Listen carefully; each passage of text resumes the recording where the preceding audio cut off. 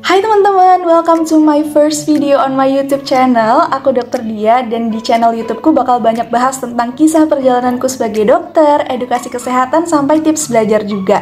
Jadi buat teman-teman yang mau request, misalnya nih, Dok bikinin video tentang penyakit diabetes dong. Dok, spill dong gimana sih tips selama jadi koas, boleh banget langsung tulis di kolom komentar. Dan sebelum di YouTube ini aku juga udah aktif bikin video edukasi kesehatan di Instagram dan TikTok. Jadi buat kalian semua boleh banget mampir ke sini. Di video pertama ini aku memilih untuk membahas tentang kisah perjalananku sampai akhirnya bisa jadi dokter seperti sekarang. Pastinya video ini bakal relate banget buat kalian yang masih SMA tapi udah bercita-cita pengen masuk fakultas kedokteran, atau kalian yang udah masuk fakultas kedokteran tapi masih clueless kira-kira apa aja sih yang bakal aku lakuin selama 6 tahun ke depan. Tapi sebelumnya aku mau disclaimer dulu bahwa apa yang bakal aku ceritain di video ini based on universitasku. Jadi aku ini adalah lulusan dari Fakultas Kedokteran Universitas Brawijaya angkatan 2018. Aku yakin banget teman-teman udah banyak banget lah yang dengar bahwa jadi anak kedokteran itu butuh fisik dan mental yang kuat, keinginan belajar yang besar, waktu yang lama. Nah basically itu sebenarnya bener ya, karena beban jadi anak kedokteran itu bisa dibilang lumayan. Dan kalau dihitung-hitung memang benar, sampai akhirnya bisa mendapat gelar dokter itu butuh waktu kurang lebih 6 tahun. Dan 6 tahun ini biasa aku bagi ke 3 fase teman-teman. Fase pertama, fase preklinik, fase kedua, fase klinik, dan fase ketiga, fase internship. Dan masing-masing ini akan aku jelaskan secara detail di video ini, jadi pastiin buat tonton sampai akhir.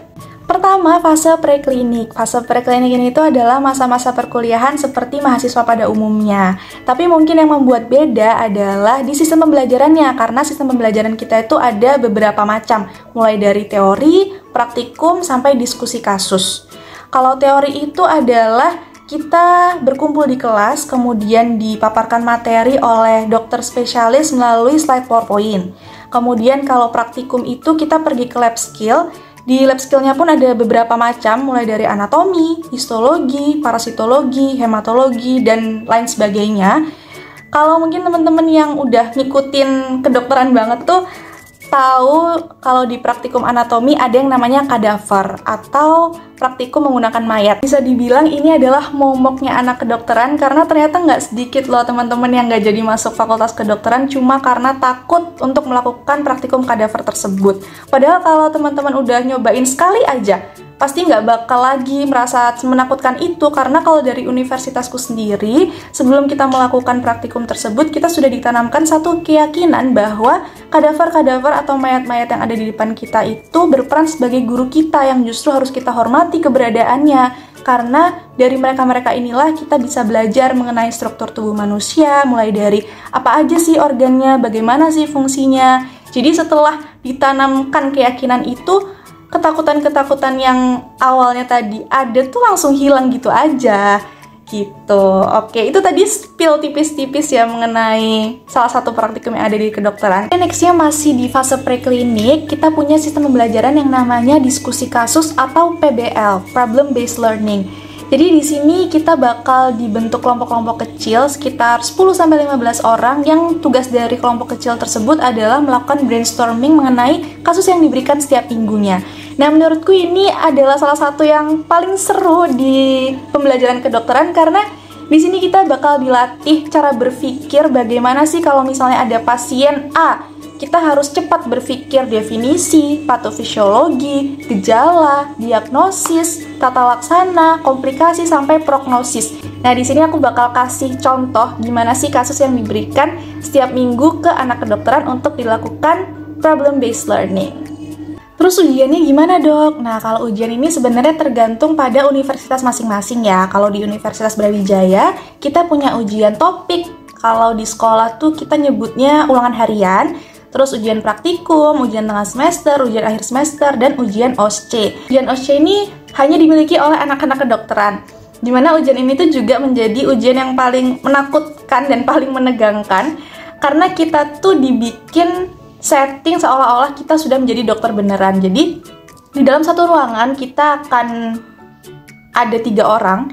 Yang pertama tuh kita sebagai peserta ujian, yang kedua adalah dokter pengujinya, dan yang ketiga itu adalah probandus. Probandus ini apa? Probandus ini adalah sebutan untuk pasien pura-puranya gitu. Jadi pasien pura-pura ini tuh udah di briefing sama tim ujian, nanti harus ngomong apa aja, harus mengeluhkan gejala apa aja, nanti biar kita bisa melakukan analisis sebenarnya probandus ini tuh sedang mengalami penyakit apa dan harus diberikan tata laksana apa, kayak gitu. Jadi seru sih ujian OSCE ini, walaupun menakutkan dan menegangkan, tapi punya memori tersendiri buat anak-anak kedokteran. Fase preklinik ini kita jalankan selama 7 semester atau kurang lebih 3,5 tahun. Nanti akan diakhiri dengan yang namanya PANUM atau singkatan dari Kepanitraan Umum. Kepanitraan Umum ini tuh adalah ringkasan dari apa aja sih yang udah kita pelajari selama 7 semester tadi.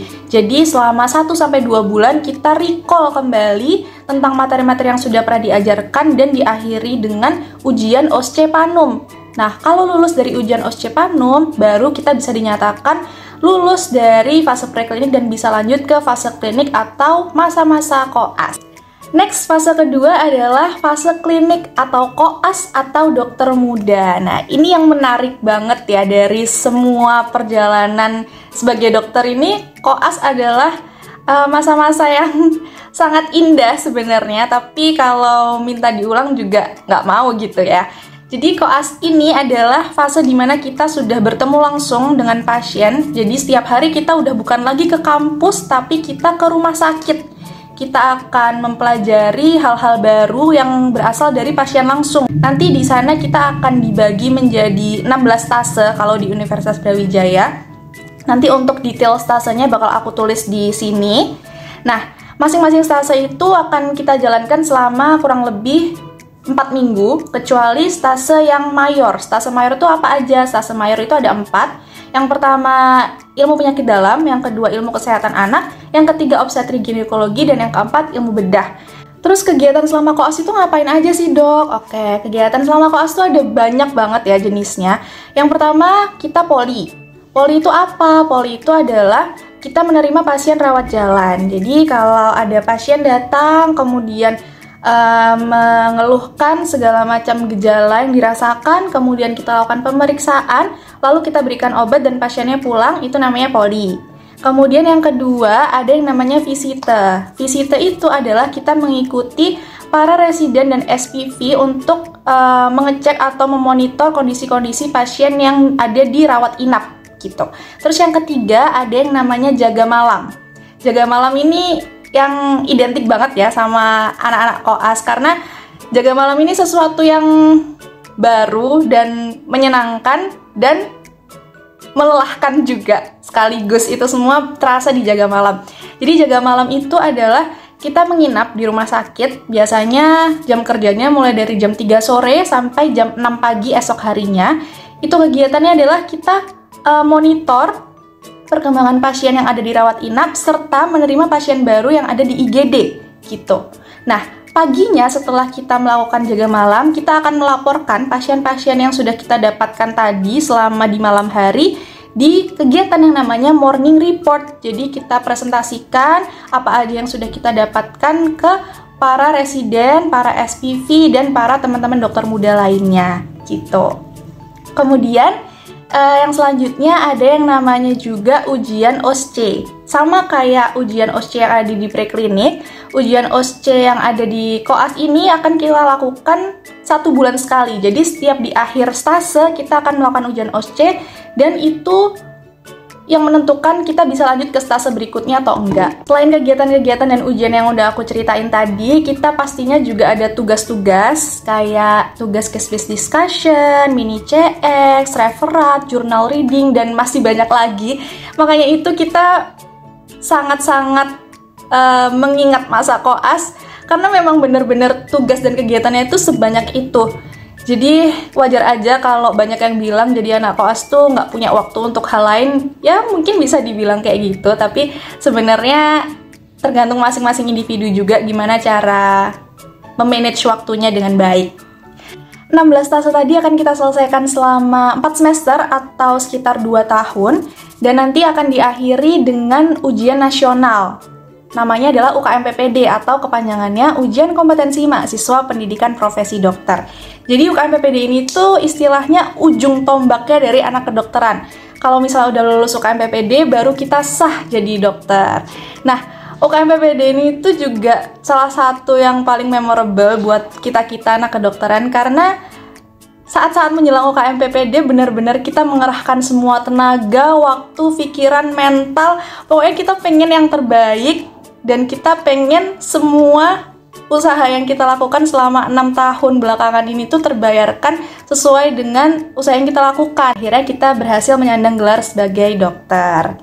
Kemudian setelah kita lulus dari UKM PPD, kita akan melakukan sumpah dokter. Nah, walaupun kita udah sah jadi dokter dan melakukan sumpah dokter, kita masih belum boleh praktek karena kita masih belum menjalani internship. Nah, ini dia fase yang ketiga, yaitu internship. Jadi, internship itu kasarannya adalah program magang dari Kementerian Kesehatan di rumah sakit atau puskesmas pilihan dari Kementerian Kesehatan selama 1 tahun. Setelah menjalani program internship selama 1 tahun, baru kita benar-benar boleh atau diizinkan untuk berpraktek menjadi dokter. Nah, untuk peluang kerjanya gimana? Peluang kerjanya itu sebenarnya banyak banget ya.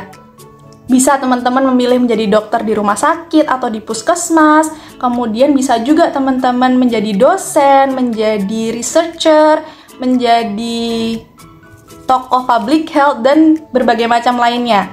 Jadi kalau misalnya teman-teman masih berpikir lulusan dokter hanya bisa jadi dokter, itu salah sebenarnya, karena kalau teman-teman punya passion yang lain, misalnya teman-teman kayaknya kurang suka deh ketemu pasien, sukanya meneliti sesuatu yang baru, boleh banget teman-teman ambil jalan sebagai researcher.